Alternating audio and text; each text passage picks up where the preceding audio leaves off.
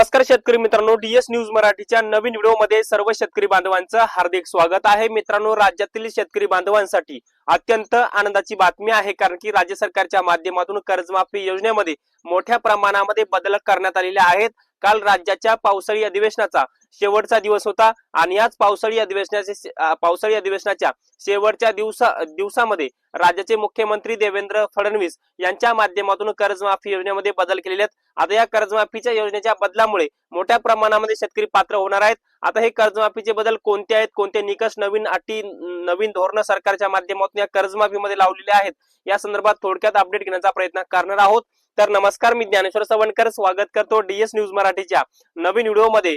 तर मित्रांनो, काल राज्याच्या पावसाळी अधिवेशनाचा शेवटचा दिवस होता आणि या पावसाळी अधिवेशनाच्या शेवटच्या दिवशी राज्याचे मुख्यमंत्री देवेंद्र फडणवीस यांच्या माध्यमातून कर्जमाफी योजनेमध्ये त्यांनी मोठ्या प्रमाणामध्ये बदल केलेले आहेत।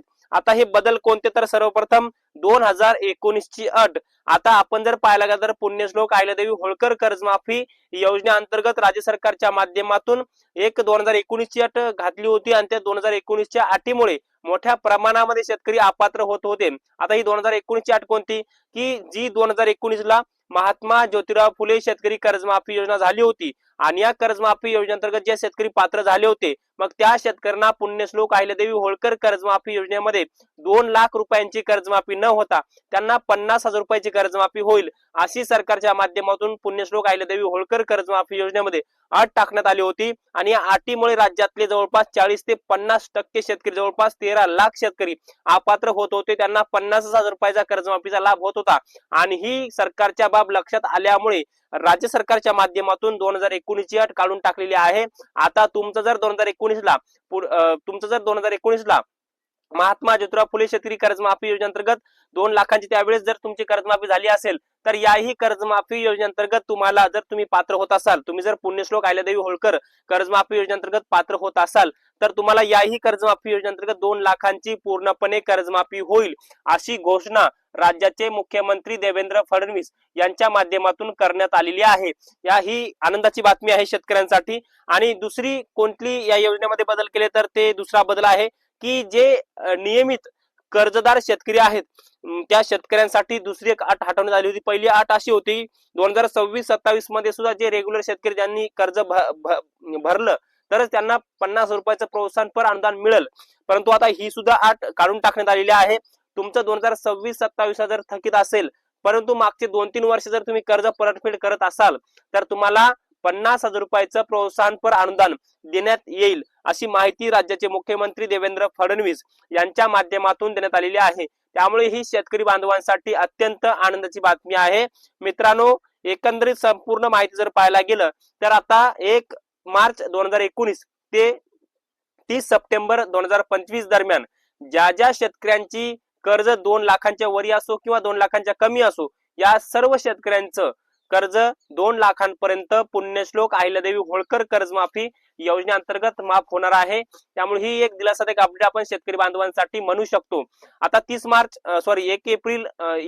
मार्च 2019 ते 30 सप्टेंबर 2025 दरम्यानची जेवढी काही कर्ज आहेत 2 लाखांपर्यंत, ती सर्व या कर्जमाफी योजनेअंतर्गत आता पात्र होणार आहेत, माफ होणार आहेत। त्यामुळे 2019 ची अट ही जाचक होती, त्यामुळे ही अट सरकारने काढलेली आहे। आता कर्जमाफीची प्रक्रिया आता जलद गतीने पार पाडण्याची कार्यवाही सुरू आहे, अशी स्वतः माहिती राज्याच्या कृषी मंत्र्यांच्या माध्यमातून देण्यात आलेली आहे। आता पुरवणी मागणी राज्य सरकारच्या माध्यमातून या अधिवेशनामध्ये कर्जमाफीसाठी सादर केली होती।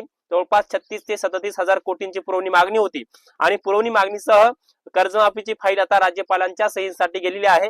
आता राज्यपालांची सही झाल्यावर हा निधी मंजूर होणार आहे, नंतर शेतकऱ्यांच्या कर्ज खात्यामध्ये ट्रान्सफर होणार आहे। कर्जमाफीसाठी महाराष्ट्र बँकेमध्ये राज्य सरकारच्या माध्यमातून खाते उघडण्यात आलेले आहे। म्हणजे जे काही शेतकऱ्यांच्या खात्यामध्ये कर्जमाफीचे जे पैसे जाणार आहेत कर्ज खात्यामध्ये, त्यासाठी सरकारचे एक अकाउंट असणं महत्वाचं आहे आणि ते महाराष्ट्र बँकेमध्ये खाते ओपन करण्यात आलेलं आहे। ही एक कर्जमाफीचं एक पुढचं पाऊल असं आपण म्हणू शकतो। त्यानंतर कर्जमाफीसाठी एक नवीन पोर्टल तयार करण्यात आलेलं आहे, कारण की त्या पोर्टलच्या माध्यमातून कर्जमाफीची आकडेवारी उपलब्ध होईल, तिथं शेतकऱ्यांना माहिती बघता येईल, शेतकऱ्यांच्या कर्जमाफीच्या याद्या सुद्धा त्या नवीन पोर्टलवर बघता येणार आहे आणि या पोर्टलचं नाव असणार आहे पुण्यश्लोक अहिल्यादेवी होळकर कर्जमाफी योजना। त्यानंतर बँकांकडून सर्व माहिती सरकार घेत आहे, त्यामुळे बँका सुद्धा जलद गतीने ही कर्जमाफीची कार्यवाही पूर्ण करण्याकरिता बँकांकडून सुद्धा सहाय्य असणं अत्यंत महत्त्वाचं आहे. त्यामुळे ही खूप महत्त्वाची अशी अपडेट आहे. त्यामुळे कर्जमाफीची जलद प्रक्रिया आता पार पाडली जात आहे.